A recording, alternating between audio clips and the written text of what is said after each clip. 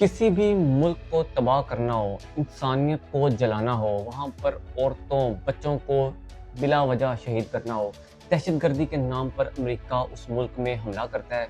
अगर वो इकोनॉमी बढ़ रही होगी, अमेरिका उस पर हमला करेगा और साथ में जो है वो उसकी इकोनॉमी और वहाँ की जो हुकूमत है, उसको तहस-नहस करेगा, उस मुल्क को तबाह-ओ-बर्बाद कर देगा। हमने 9/11 में भी देखा जो कि एक ऐसा कंट्रोवर्शियल जो है वो अटैक था, जो कि अगर आपका अपना सिक्योरिटी फेलियर था, जो कि अमेरिका का अपना सिक्योरिटी फेलियर था, उस बिना पर अमेरिका ने अफ़गानिस्तान पर हमला किया और उसकी इकोनॉमी को और वहाँ पर औरतों और बच्चों को शहीद किया।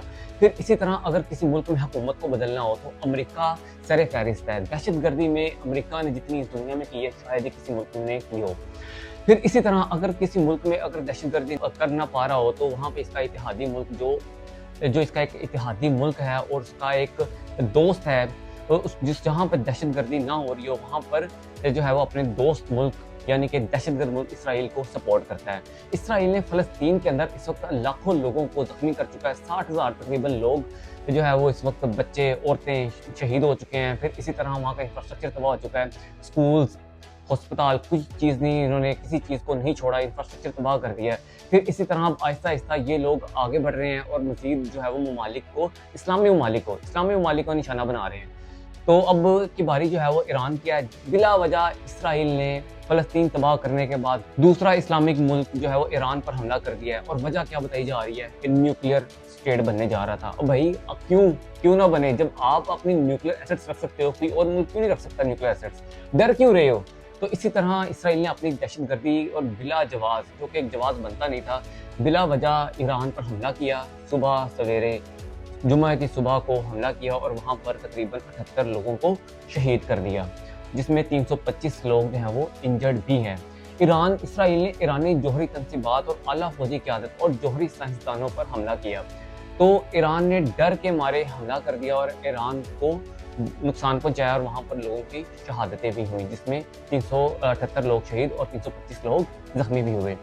अब इस चीज़ की पुश्तपनाही कौन कर रहा है? अमेरिका के 2 स्टेटमेंट सामने आ रहे हैं। पहला स्टेटमेंट ये है कि हमने इसकी इजाज़त नहीं दी थी, हम इस चीज़ को, हमें तशवीश है, वो ये कहते हैं। दूसरी जानिब अमेरिका जो है वो ये कहता है कि हम जो है वो अगर ईरान इस पर अटैक करेगा तो हम इसका जवाब भी देंगे। अमेरिका का दोहरा मेयार सामने आ रहा है। अमेरिका, आप समझे ना समझे, जो मर्जी हो जाए, अमेरिका इसराइल के साथ है। ऐसा हो नहीं सकता कि अमेरिका को पता ना हो कि इसराइल ईरान पर हमला कर रहा है और अमेरिका की पूरी सपोर्ट इसराइल को जारी थी, क्योंकि इस तरह के स्टेटमेंट भी सामने आ रहे हैं। इसी तरह अमेरिका जो है वो इसराइल को सपोर्ट कर रहा है।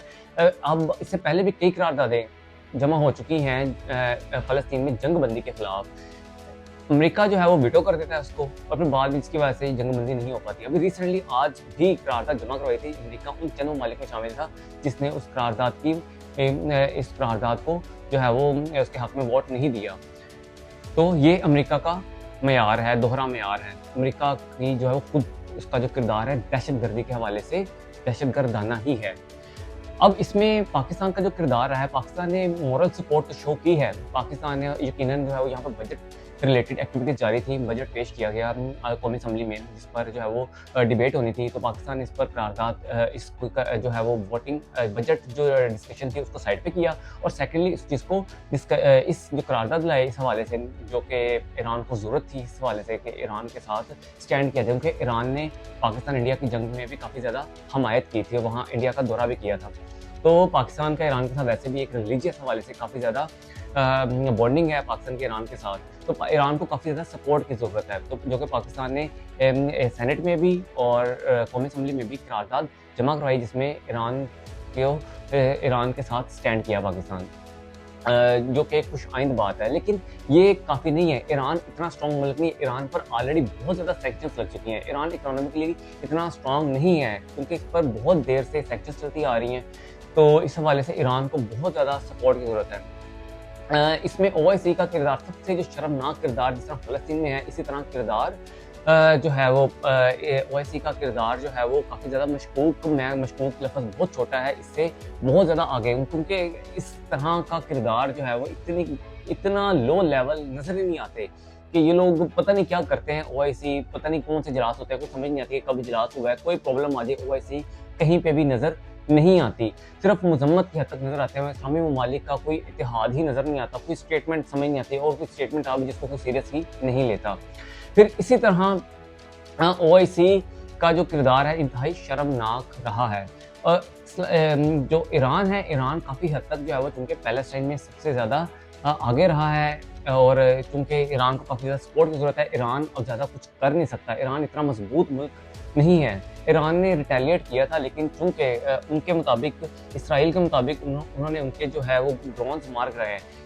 ईरान को ये चाहिए कि अपने आप को इकोनॉमिकली और नंबर 2 चीज़ अपने आप को आर्मी के हवाले से मजबूत करे, ताकि क्योंकि ईरान नहीं लड़ सकता, जो है वो अकेला नहीं लड़ सकता इसराइल के ख़िलाफ़ या अमेरिका के ख़िलाफ़। पाकिस्तान को और इस्लामी ममालिक को चाहिए कि उनके साथ मिले और बातचीत करे और इसको ताकि अमन की तरफ जाए हम।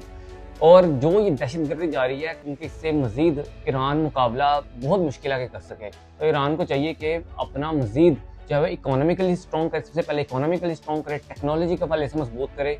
फिर और इस्लामी ममालिक को चाहिए कि अपना ऐसा इतिहाद बनाए, OIC में अपना किरदार ट्रेड को मजबूत करे, ताकि एक मजबूत, जिस तरह नेटो है, नेटो जो है वो एक मुल्क पर हमला करना सारे मुल्क पर हमले 32 ममालिक पर हमला करने के मुतरादिफ होता है।